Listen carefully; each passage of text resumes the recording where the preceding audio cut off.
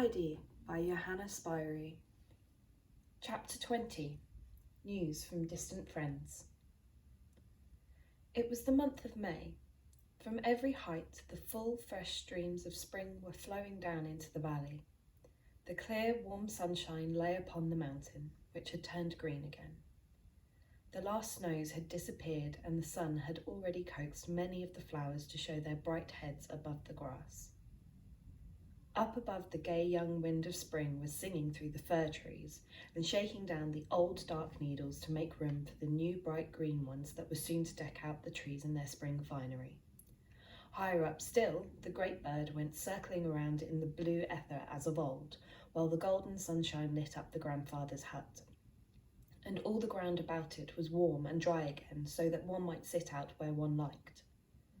Heidi was at home again on the mountain, running backward and forward in her accustomed way, not knowing which spot was most delightful. Now she stood still to listen to the deep, mysterious voice of the wind, as it blew down to her from the mountain summits, coming nearer and gathering strength as it came, till it broke with force against the fir trees, bending and shaking them, and seeming to shout for joy, so that she too, though blown about like a feather, felt she must join in the chorus of exulting sounds. Then she would run around again to the sunny space in front of the hut, and seating herself on the ground would peer closely into the short grass to see how many little flower cups were open or thinking of opening. She rejoiced with all the myriad little beetles and winged insects that jumped and crawled and danced in the sun, and drew in deep draughts of the spring scents that rose from the newly awakened earth, and thought the mountain was more beautiful than ever. All the tiny living creatures must be as happy as she, for it seemed to her there were little voices all around her singing and humming in joyful tones. Oh, the mountain, on the mountain! From the shed at the back came the sound of sawing and chopping, and Heidi listened to it with pleasure, for it was the old familiar sound she had known from the beginning of her life up here. Suddenly she jumped up and ran round, for she must know that her grandfather was doing. In front of the shed door already stood a finished new chair, and a second was in course of construction under the grandfather's skilful hand. "Oh, I know what these are for," exclaimed Heidi in great glee. "We shall want them when they all come from Frankfurt. This one is for Grandmama, and the one you are now making is for Clara. And then there will, I suppose, have to be another," continued Heidi with more hesitation in her voice. "Or do you think, Grandfather, that perhaps Fräulein Rottenmeier will not come with them?" "Well, I cannot say just yet," replied her grandfather, "but it will be safer to make one so that we can offer her a seat if she does." Heidi looked thoughtfully at the plain wooden chair without arms, as if trying to imagine how Fräulein Rottenmeier and a chair of this sort would suit one another. After a few minutes' contemplation, "Grandfather," she said, shaking her head doubtfully, "I don't think she would be able to sit on that." "Then we will invite her on the couch with the beautiful green turf feather bed," was her grandfather's quiet rejoinder. While Heidi was pausing to consider what this might be, there approached from above a whistling, calling, and other sounds which Heidi immediately recognised. She ran out and found herself surrounded by her four-footed friends.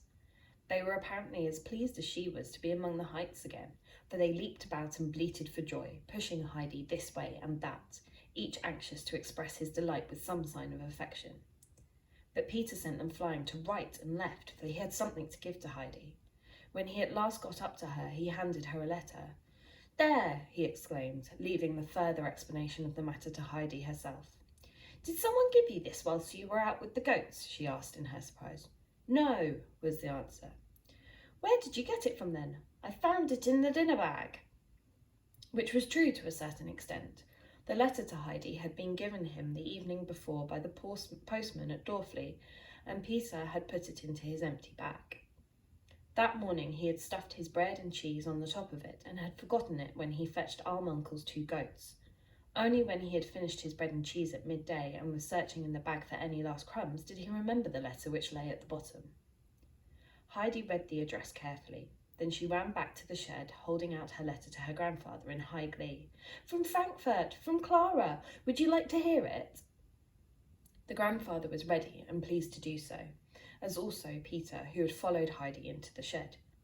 He leaned in his back against the doorpost as he felt he could follow Heidi's reading better if firmly supported from behind, and so stood prepared to listen. Dearest Heidi, everything is packed and we shall start now in 2 or 3 days, as soon as Papa himself is ready to leave. He is not coming with us as he has first to go to Paris. The doctor comes every day, and as soon as he is inside the door he cries, "Off now, as quickly as you can, off to the mountain." He is most impatient about our going. You cannot think how much he enjoyed himself when he was with you. He has called nearly every day this winter, and each time he has come into my room and said he must tell me about everything again.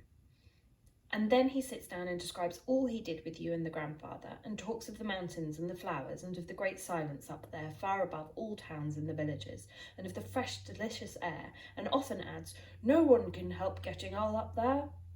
He himself is quite a different man since his visit, and looks quite young again and happy, which he had not been for a long time before.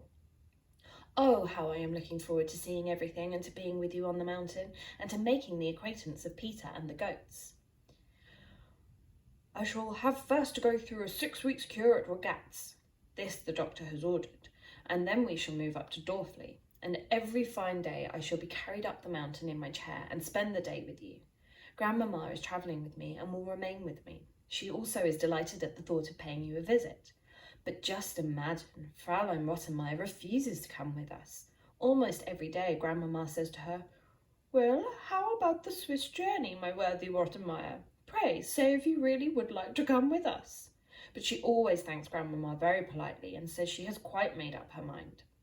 I think I know what has done it. Sebastian gave such a frightful description of the mountain, of how the rocks were so overhanging and dangerous that at any minute you might fall into a crevice, and how it was such steep climbing that you feared at every step to go slipping to the bottom, and the goats alone could make their way up without fear of being killed.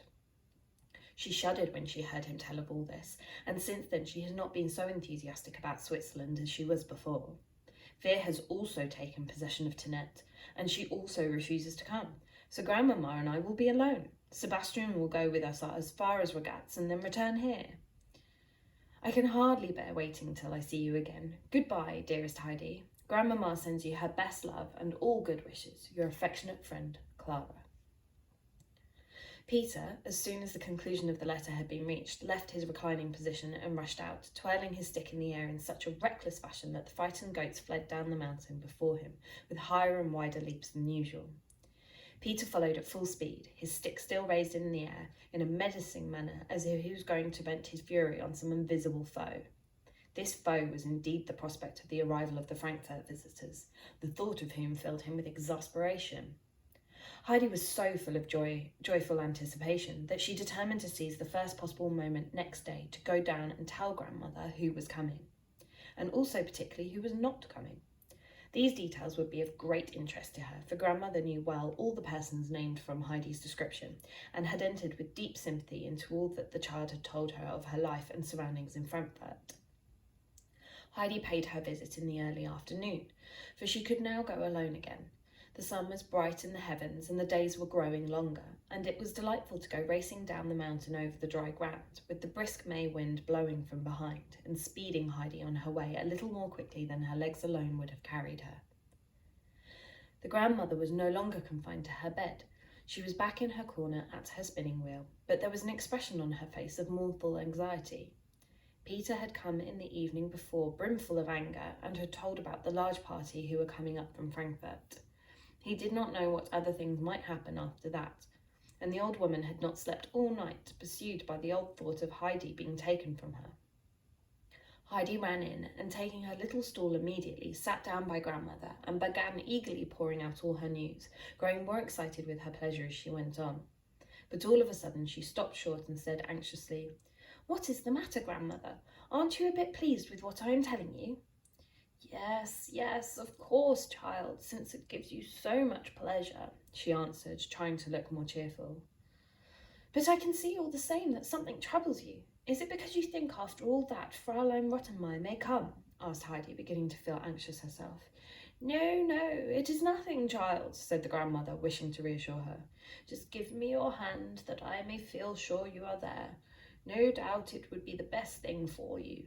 although I feel I could scarcely survive it." "I do not want anything of the best if you could scarcely survive it," said Heidi, in such a determined tone of voice that the grandmother's fears increased, as she felt sure the people from Frankfurt were coming to take Heidi back with them. Since now she was well again, they naturally wished to have her with them once more. But she was anxious to hide her trouble from Heidi if possible, as the latter was so sympathetic that she might refuse perhaps to go away, and that would not be right. She sought for help, but not for wrong, for she knew of only one. "Heidi," she said, "there is something that would comfort me and calm my thoughts.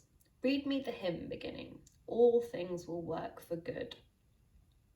Heidi found the place at once and read out in her clear young voice, "All things will work for good to those who trust in me.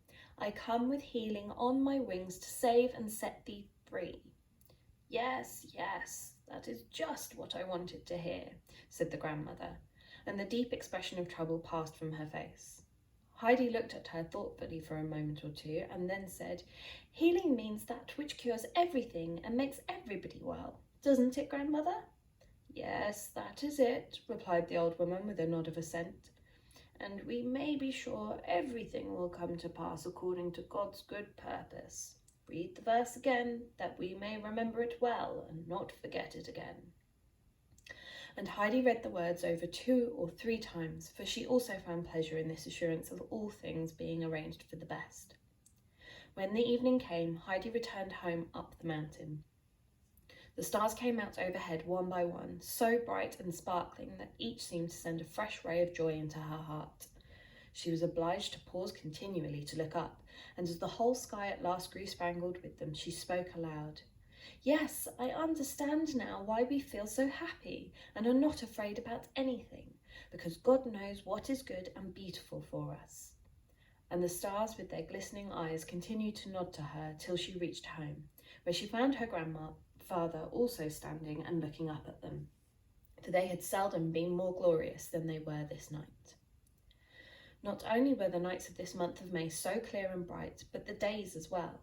The sun rose every morning into the cloudless sky, as undimmed in its splendour as when it sank the evening before, and the grandfather would look out early and exclaim with astonishment, "This is indeed a wonderful year of sun. It will make all the shrubs and plants grow apace. You will have to see, General, that your army does not get out of hand from overfeeding."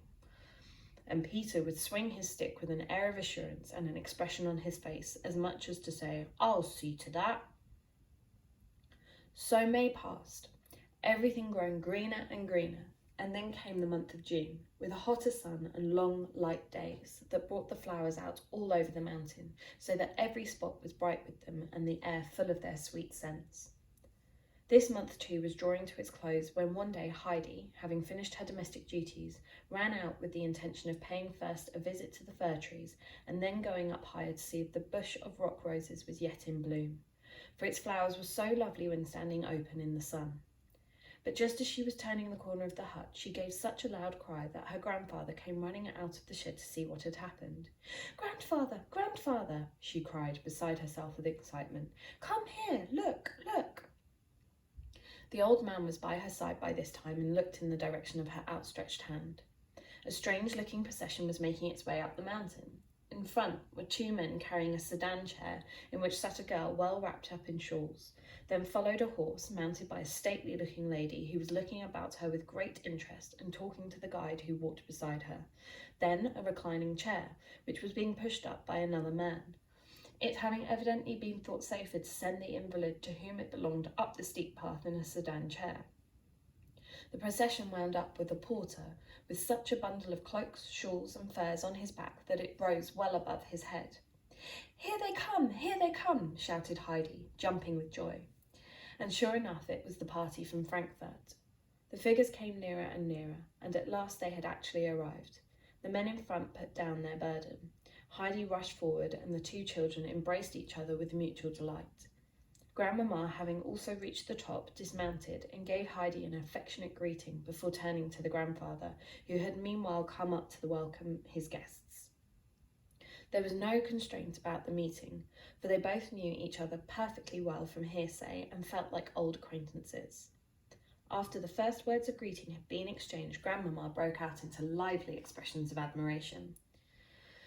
"What a magnificent residence you have, Uncle. I would hardly have believed it was so beautiful. A king might well envy you. And how well my little Heidi looks, like a wild rose," she continued, drawing the child toward her and stroking her fresh pink cheeks.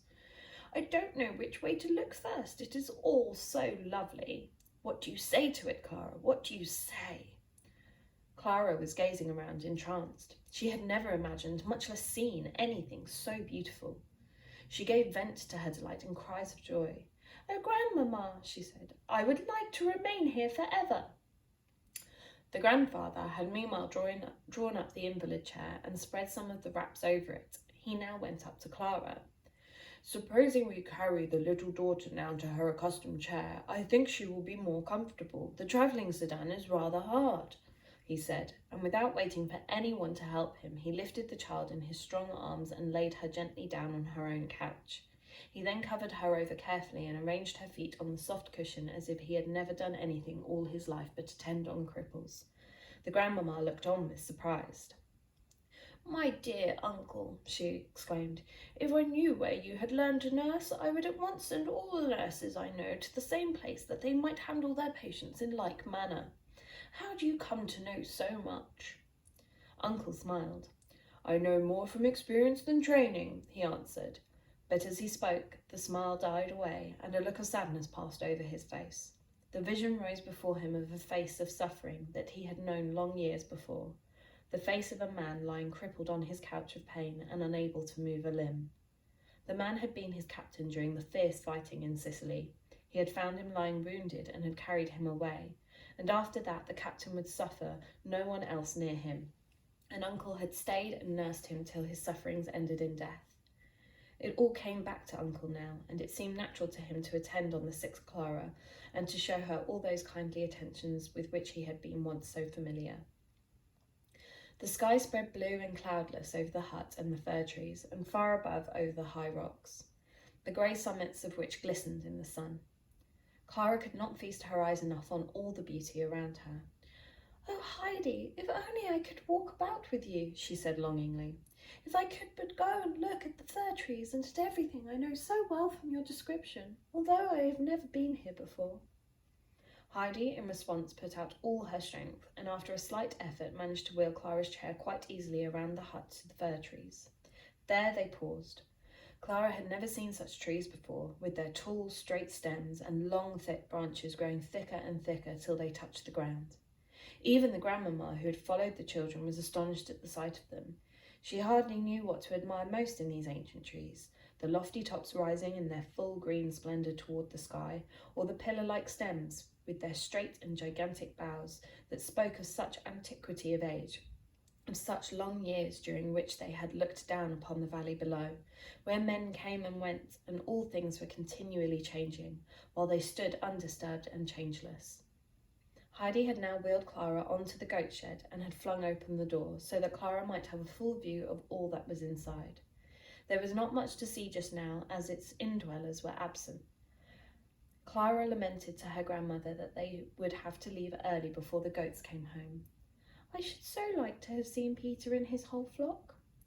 "Dear child, let us enjoy all the beautiful things that we can see, and not think about these that we cannot," Grandmamma replied as she followed the chair which Heidi was pushing further on. "Oh, the flowers!" exclaimed Clara. "Look at the bushes of red flowers and all the nodding bluebells. Oh, if I could but get up and pick some." Heidi ran off at once and picked her a large nosegay of them. "But these are nothing, Clara," she said, laying the flowers on her lap. "If you could come up higher to where the goats are feeding, then you would indeed see something. Bushes on bushes of the red centaury, and ever so many more of the bluebell flowers, and then the bright yellow rock roses that gleam like pure gold, and all crowding together in the one spot. And then there are others with the large leaves that grandfather calls bright eyes, and the brown ones with little round hard heads that smell so delicious. Oh, it is beautiful up there, and if you sit down among them, you never want to get up again. Everything looks and smells so lovely." Heidi's eyes sparkled with the remembrance of what she was describing. She was longing herself to see it all again, and Clara caught her enthusiasm and looked back at her with equal longing in her soft blue eyes. "Grandmamma, do you think I could get up there? Is it possible for me to go?" she asked eagerly. "If only I could walk, climb about everywhere with you, Heidi." "I'm sure I could push you up. The chair goes so easily," said Heidi, and in proof of her words she sent a chair at such a pace around the corner that it nearly went flying down the mountainside. Grandmamma, being at hand, however, stopped it in time. The grandfather, meantime, had not been idle. He had by this time put the table and extra chairs in front of the seat so that they might all sit out here and eat the dinner that was preparing inside. The milk and the cheese were soon ready, and then the company sat down in high spirits to their midday meal. Grandmamma was enchanted as the doctor had been with their dining room, whence once one could see far along the valley and far over the mountains to the farthest stretch of blue sky. A light wind blew refreshingly over them as they sat at table, and the rustling of the fir trees made a festive accompaniment to the repast. "I never enjoyed anything as much as this. It is really superb," cried Grandma 2 or 3 times over, and then suddenly in a tone of surprise. "Do I really see you taking a second piece of toasted cheese, Clara?" There, sure enough, was a second golden-coloured slice of cheese on Clara's plate. "Oh, it does taste so nice, Grandmamma. Better than all the dishes we have at Regat's," replied Clara, as she continued eating with appetite. "That's right, eat what you can," exclaimed Uncle. "It's the mountain air which makes up for the deficiencies of the kitchen." And so the meal went on. Grandmamma and Uncle got on very well together, and their conversation became more and more lively. They were so thoroughly agreed in their opinions of men and things and the world in general that they might have been taken for old cronies. The time passed merrily, and then Grandmamma looked toward the west and said, "We must soon get ready to go, Clara. The sun is a good way down. The men will be here directly with the horse and sedan." Clara's face fell, and she said beseechingly, "Oh, just another hour, Grandma, or 2 hours. We haven't seen inside the hut yet, or Heidi's bed, or any of the other things. If only the day was 10 hours long." "Well, that is not possible," said Grandma, but she herself was anxious to see inside the hut, so they all rose from the table and Uncle wheeled Clara's chair to the door. But there they came to a standstill, for the chair was much too broad to pass through the door. Uncle, however, soon settled the difficulty by lifting Clara in his strong arms and carrying her inside. Grandmamma went all round and examined the household arrangements, and was very much amused and pleased at their orderliness and the cosy appearance of everything. "And this is your bedroom up here, Heidi, is it not?" she asked, as without trepidation she mounted the ladder to the hayloft. "Oh, it does smell sweet. What a healthy place to sleep in." She went up to the round window and looked out, and Grandfather followed up with Clara in his arms, Heidi springing up after them. Then they all stood and examined Heidi's wonderful hay bed, and Grandmamma looked thoughtfully at it and drew in from time to time fragrant draughts of the hay-perfumed hair, while Clara was charmed beyond words with Heidi's sleeping apartment. "It is delightful for you up here, Heidi. You can look from your bed straight onto the sky, and then such a delicious smell all around you, and outside the fir trees waving and rustling. I have never seen such a pleasant, cheerful bedroom before." Uncle looked across at the Grandmamma. "I have been thinking," he said to her, "that if you were willing to agree to it, your little granddaughter might remain up here, and I am sure she would grow stronger. You have brought up all kinds of shawls and covers with you, and we could make up a soft bed out of them. And as to the general looking after the child, you need have no fear, for I will see to that." Clara and Heidi were as overjoyed at these words as if they were 2 birds let out of their cages, and Grandmamma's face beamed with satisfaction. "You are indeed kind, my dear Uncle," she exclaimed. "You give words to the thought that was in my own mind. I was only asking myself whether a stay up here might not be the very thing she wanted. But then the trouble, the inconvenience to yourself. And you speak of nursing and looking after her as if it was a mere nothing. I thank you sincerely. I thank you from my whole heart, Uncle." And she took his hand and gave it a long and grateful shake, which he returned with a pleased expression of countenance. Uncle immediately set to work to get things ready. He carried Clara back to her chair outside, Heidi following, not knowing how to jump high enough into the air to express her contentment. Then he gathered up a whole pile of shawls and furs and said, smiling, "It is a good thing that Grandmamma came up well, provided for a winter's campaign. We shall be able to make good use of these." "Foresight is a virtue," responded the lady, amused, "and prevents many misfortunes. If we have made the journey over your mountains without meeting the storms, winds, and cloudbursts, we can only be thankful, which we are, and my provision against these disasters now comes in usefully, as you say." The two had meanwhile ascended to the hayloft and begun to prepare a bed. There were so many articles piled one over the other that, when finished, it looked like a regular little fortress. Grandmamma passed her hand carefully over it to make sure there were no bits of hay sticking out. "If there's a bit that come through, it will," she said. The soft mattress, however, was so smooth and thick that nothing could penetrate it. Then they went down again, well satisfied, and found the children laughing and talking together and arranging all they were going to do from morning till evening as long as Clara stayed. The next question was how long she was to remain, and first Grandmamma was asked, but she referred them to the grandfather, who gave it as his opinion that she ought to make the trial of the mountain air for at least a month. The children clapped their hands for joy, for they had not expected to be together for such a long time. The bearers and the horse and guide were now seen approaching. The former was sent back at once, and Grandmamma prepared to mount for her return journey. "It's not saying goodbye, Grandmamma," Clara called out, "for you will come up now and then and see how we are getting on, and we shall so look forward to your visits, shan't we, Heidi?" Heidi, who felt that life this day had been crowded with pleasures, could only respond to Clara with another jump of joy. Grandmamma being now seated on her sturdy animal, Uncle took the bridle to lead her down the steep mountain path. She begged him not to come far with her, but he insisted on seeing her safely as far as Dorfley, for the way was precipitous and not without danger for the rider, he said. Grandmamma did not care to stay alone in Dorfley, and therefore decided to return to Ragaz, and thence to make excursions up the mountain from time to time. Peter came down with his goats before Uncle had returned. As soon as the animals caught sight of Heidi, they all came flocking toward her, and she, as well as Clara on her couch, was soon surrounded by the goats, pushing and poking their heads one over the other, while Heidi introduced each in turn by its name to her friend Clara. It was not long before the latter had made the long-wished-for acquaintance of little Snowflake, the lively greenfinch, and the well-behaved goats belonging to Grandfather, as well as of the many others, including the Grand Turk. Peter, meanwhile, stood apart, looking on, and casting somewhat unfriendly glances towards Clara. When the two children called out, "Good evening, Peter," he made no answer, but swung up his stick angrily, as if wanting to cut the air in two, and then ran off with his goats after him. The climax to all the beautiful things that Clara had already seen upon the mountain came at the close of the day. As she lay on the large soft bed in the hayloft, with Heidi near her, she looked out through the round open window right into the middle of the shining clusters of stars, and she exclaimed in delight, "Heidi, it's just as if we were in a high carriage and were going to drive straight into heaven." "Yes, and do you know why the stars are so happy and look down and nod to us like that?" asked Heidi. "No, why is it?" Clara asked in return.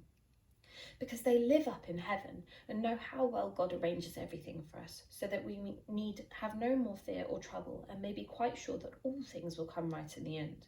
That's why they are so happy, and they nod to us because they want us to be happy too. But then we must never forget to pray and to ask God to remember us when he is arranging things, so that we too may feel safe and have no anxiety about what is going to happen." The two children now sat up and said their prayers, and then Heidi put her head down on her little round arm and fell off to sleep at once.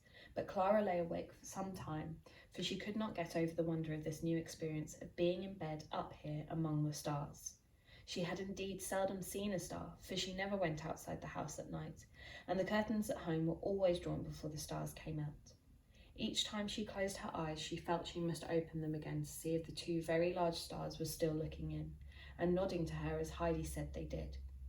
There they were, always in the same place, and Clara felt she could not look long enough into their bright sparkling faces, until at last her eyes closed of their own accord, and it was only in her dreams that she still saw the two large friendly stars shining down upon her.